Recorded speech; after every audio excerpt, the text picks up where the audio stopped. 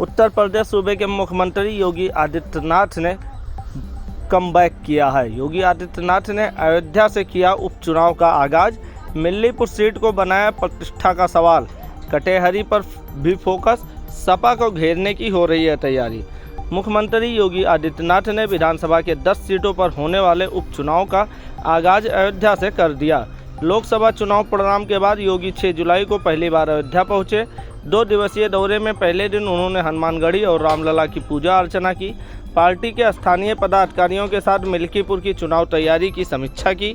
दूसरे दिन बुधवार सुबह वह दिगंबर अखाड़ा गए। यहां राम मंदिर आंदोलन के महानायक रामचंद्र दास परमहंस की प्रतिमा का अनावरण कर उन्हें श्रद्धांजलि दी।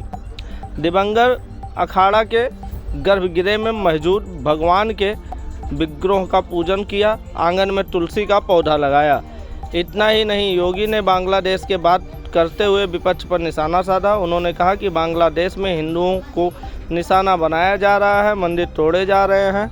आज भारत के तमाम पड़ोसी जल रहे हैं, फिर भी हम इतिहास के पलटों को ढूंढने का प्रयास नहीं कर रहे हैं। ऐसी दुर्भाग्यपूर्ण स्थिति वहाँ क्यों पैदा हुई है? जो समाज इतिहास गलतियों से सबक नहीं सीखता है, उसके भविष्य पर ग्रहण लग जाता है।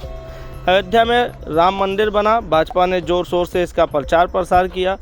22 जनवरी 2024 को हुए राम मंदिर के प्राण प्रतिष्ठा में देश विदेश की हस्तियां शामिल हुई।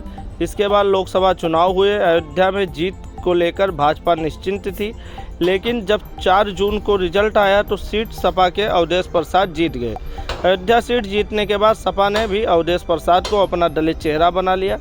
सपा अवधेश प्रसाद के जरिए सांसद में सड़क तक भाजपा को घेरने का कोई मौका भी नहीं छोड़ रही है। भाजपा इसके बाद से हमेशा बैकफुट पर रही। इस बीच सांसद बनने के बाद अवधेश प्रसाद ने मिल्कीपुर सीट से विधायक पद से इस्तीफा दे दिया। अब अयोध्या की मिल्कीपुर सीट पर उपचुनाव होना है। साथ ही अयोध्या के बगल के जिले अम्बेडकर नगर के कटेहरी सीट पर भी उपचुनाव होना है। 5 अगस्त को लखनऊ में हुई सरकार और भाजपा संगठन के बैठक में मिल्कीपुर कटेहरी जीतने की जिम्मेदारी सीएम योगी को दी गई है। इसके अगले दिन योगी अयोध्या पहुंच गए हैं।